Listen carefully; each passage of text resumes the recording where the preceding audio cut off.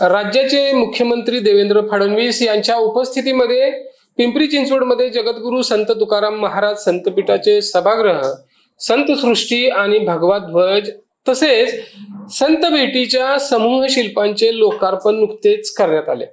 हा कार्यक्रम विकास कामांचे भूमिपूजन लोकार्पण असा असला तरी आगामी महापालिका निवडणुकीच्या निमित्ताने पॉलिटिकली हॉट ठरला।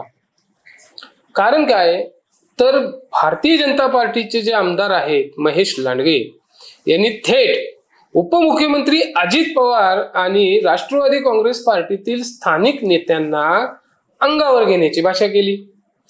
यावर अजित पवार गटाचे प्रदेश प्रवक्ते ज्यांची आता नुकतीच नियुक्ती झालेली आहे, या विधानसभा निवडणुकीमध्ये त्यांनी शरद पवार गटाचं काम केलं आणि त्यानंतर पुन्हा आता त्यांनी राष्ट्रवादीत प्रवेश केला, ते उमेश पाटील यांनी पिंपरी चिंचवडमध्ये पत्रकार परिषद घेतली आणि प्रतिवाद केला। लोकप्रतिनिधींचा संस्कार, शिष्टाचार, महायुतीमध्ये बोलताना अपेक्षित सीमारेखा अशा विविध मुद्द्यांवर उमेश पाटील बोलते झाले। मात्र महेश लांडगेंनी केलेली टीका राष्ट्रवादीला का झोंबली, हा दोन दादांमध्ये वाद कशासाठी आहे, या प्रश्नांची उत्तरे मात्र आम्हा पिंपरी चिंचवडकरांना मिळाली नाही। आम्ही या प्रश्नांचा परामर्श आजच्या व्हिडिओमध्ये घेणार आहोत। नमस्कार, मी अधिकराव दिवे पाटील, आपण पाहत आहात Maha E news to the point. कोणत्याही राजकीय सत्ता संघर्षाला एक इतिहास किंवा पार्श्वभूमी असते। निवडणुकीमध्ये महेश लांडगे आजच्या घडीला भारतीय जनता पार्टीचा प्रभावशाली चेहरा आहे, म्हणजे पिंपरी चिंचवडमध्ये।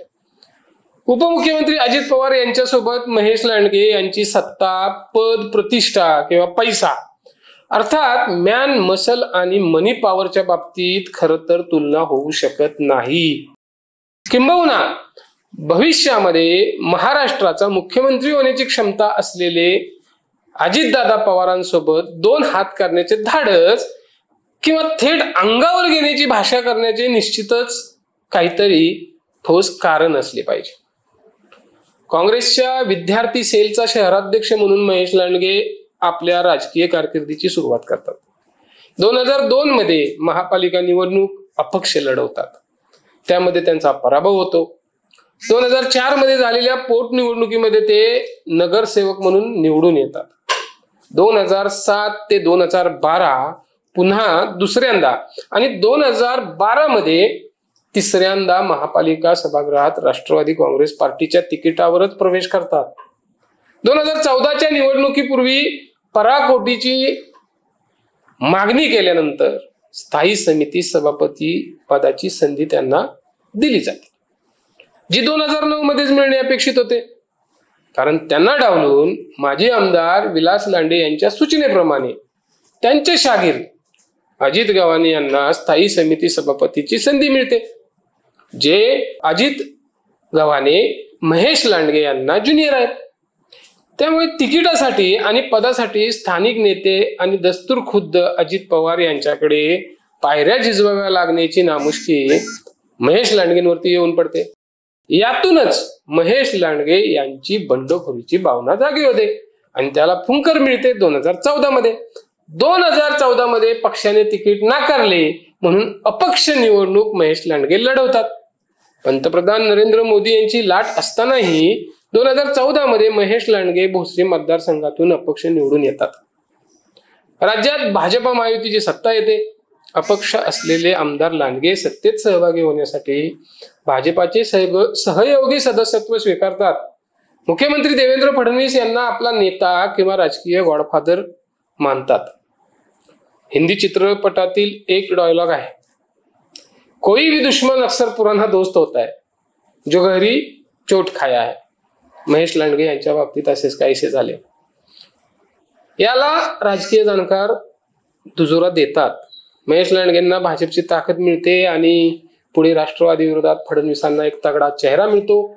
राष्ट्रवादीच्या स्थापनेपासून म्हणजे 1999 पासून 2017 पर्यंत पिंपरी चिंचवड मध्ये राष्ट्रवादीची एक हाती सत्ता आहे। ही सत्ता अजित पवारांच्या नावाने चालवली जाते।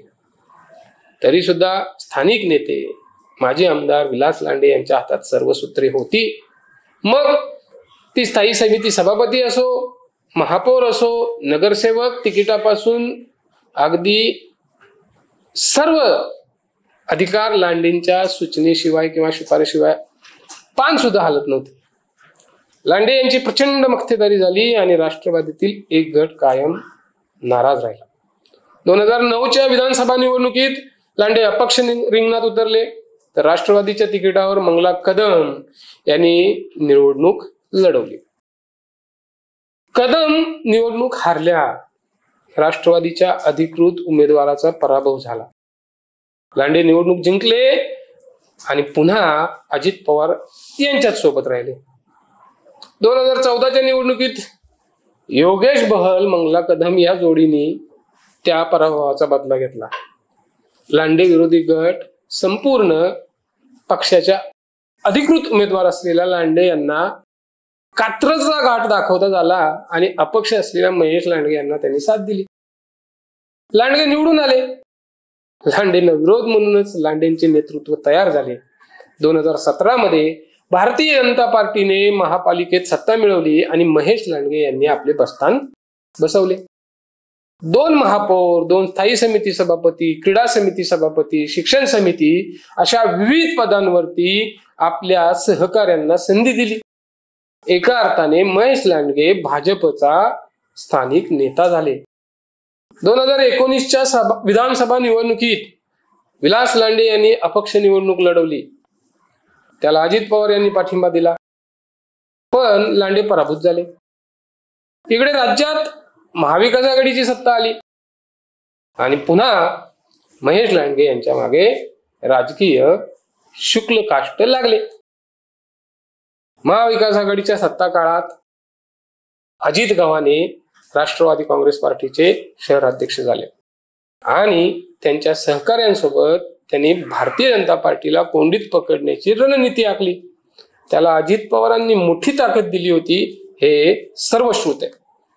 यामध्ये तत्कालीन स्थायी समिती अध्यक्ष ॲडव्होकेट नितीन लांडगे यांच्याबाबत झालेला लाच प्रकरणाचा किस्सा हा संपूर्ण शहराला किंबहुना संपूर्ण महाराष्ट्रभर चर्चेत राहिला. 2022 मध्ये शिवसेनेमध्ये मोठी फूट पडली आणि भाजप सेनेचे सरकार स्थापन झाले. त्यानंतर राष्ट्रवादीत ही फूट पडली आणि अजित पवार सरकारमध्ये सहभागी झाले. त्यावेळी शहराध्यक्ष असलेले अजित गव्हाणे विधानसभा निवडणुकीसाठी 2024 मध्ये राष्ट्रवादी शरद पवार गटात सहभागी झाले. त्यांनी निवडणूक लढवली. ती कोणत्या उमेदवारासमोर? भाजप शिवसेना राष्ट्रवादीच्या अधिकृत उमेदवारासमोर, म्हणजे महेश लांडगे यांच्या विरोधात अजित पवारांचा शागीर्द लढला आणि हारला. म्हणजे काय तर अजित पवार यांनी आपल्या शागीर्दला, आपल्या नेत्यांना भाजप महायुतीच्या उमेदवाराविरोधात लढवला, त्याला मूकसंमती दिली. आणि असं जर नसतं तर विधानसभा निवडणुकीनंतर अवघ्या 8 महिन्यामध्ये गव्हाणे आणि त्यांच्या सहकाऱ्यांची घरवापसी का झाली असती? कुणाला निवडून आणायचे आणि कुणाला पाडायचे मला अजित पवार म्हणतात अशा आत्मविश्वासपूर्ण नेत्याविरोधात दंड थोपटायची आणि मैदानात उतरून निवडणुकीची भाषा करण्याची जिद्द आणि चीड महेश लांडगेंमध्ये का निर्माण झाली? तर याच कारणामुळे. पंतप्रधान नरेंद्र मोदींच्या चेहऱ्यावर विधानसभा निवडणूक लढवली, त्याच मोदींच्या पक्षाच्या चिन्हावर लढणारे अजित गव्हाणे यांना अजित पवारांचाच पाठिंबा होता, हे आता सिद्ध झाले. 2007 पासून 2017 पर्यंत आणि त्यानंतरच्या काळात विधानसभेच्या राजकारणामध्ये अजित पवार यांनी माजी आमदार विलास लांडे, माजी नगरसेवक अजित गव्हाणे यांच्या सोयीची किंबहुना महेश लांडगे यांना राजकारणातून हद्दपार करण्यासाठी मदत केली. त्याला शहराच्या विकास कामांच्या मुद्द्यांची जोड मिळाली. 20 वर्षात राष्ट्रवादीने केलेला विकास आणि 10 वर्षात भारतीय जनता पार्टीने केलेला विकास याची तुलना होऊ लागली. त्यामुळे आगामी महापालिका निवडणुकीत राष्ट्रवादीला आपली वाटचाल महायुतीमध्ये असतानाही आव्हानात्मक आणि अडचणीची वाटू लागलेली आहे. आता राहिला सुसंस्कृत आणि असंस्कृतपणाचा मुद्दा.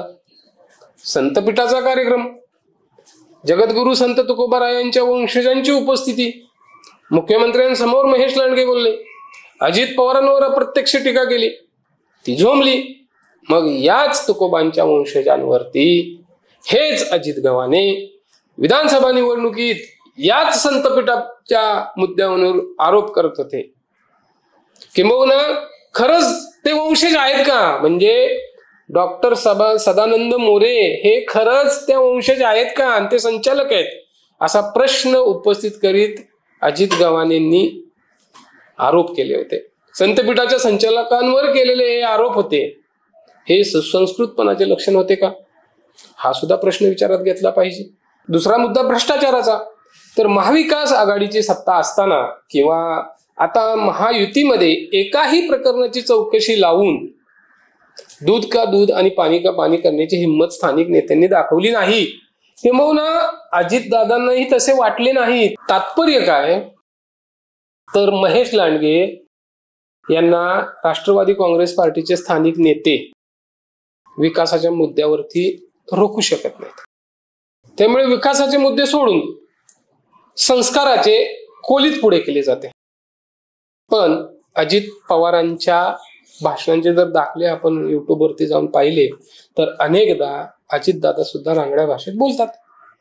पण लांडगेंची टीका मात्र झोंबण्याचे कारण असे की राष्ट्रवादी काँग्रेस पार्टी विकासाच्या मुद्द्यांवरती भारतीय जनता पार्टीची विरोध करू शकत नाही. दोन दादांमध्ये जर वाद निर्माण झाला, त्यामुळं दोन दादांमध्ये जर वाद निर्माण झाला तर आपला फायदा होईल अशी इथल्या स्थानिक नेत्यांची धारणा आहे. दुसरीकडे 2007 पासून आतापर्यंत केवळ महेश लांडगे विरोधकांना ताकद देण्याची भूमिकाच दोन दादांमध्ये संघर्षाची ठिणगीचे कारण आहे. शेवटी महापालिका निवडणूक विकासाच्या मुद्द्यावर होईल. त्यामध्ये राष्ट्रवादीने 20 वर्षात काय केले आणि भाजपाने 10 वर्षात काय केले, याच मुद्द्यांवर पिंपरी चिंचवडकर मतदान करणार आहेत. तुम्हाला दोन दादांमधील वादाबाबत काय वाटते याच्या प्रतिक्रिया कमेंट सेक्शन मध्ये नक्की द्या. पुन्हा भेटूया नवा मुद्दा घेऊन. तोपर्यंत धन्यवाद.